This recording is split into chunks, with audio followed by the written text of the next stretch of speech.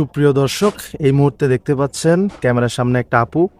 আমরা তার জীবন গল্প শুনবো এবং আপনাদেরকে শোনাবো। আসসালামু আলাইকুম আপু। ওয়ালাইকুম আসসালাম। আপু কেমন আছেন? আলহামদুলিল্লাহ ভালো আছি। আপু আপনার নাম কি? আমার নাম মোসাম্মদ তানিয়া আক্তার। তানিয়া আক্তার। বয়স কত আপনার? 22 বছর। 22 বছর। কোথা থেকে আসছেন? কুমিল্লা থেকে। কুমিল্লা থেকে আসছেন।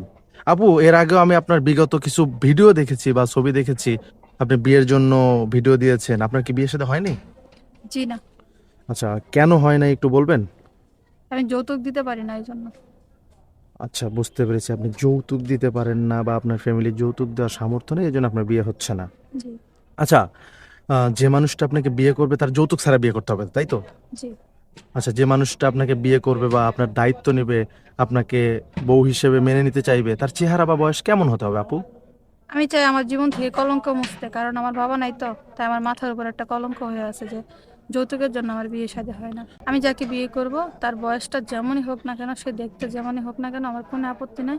শুধু সেটা আমাকে 2 বেলা 2 মুঠো খাবার দিলে হবে এবং কি আমাকে স্ত্রী হিসেবে মর্যাদা দিলে হবে।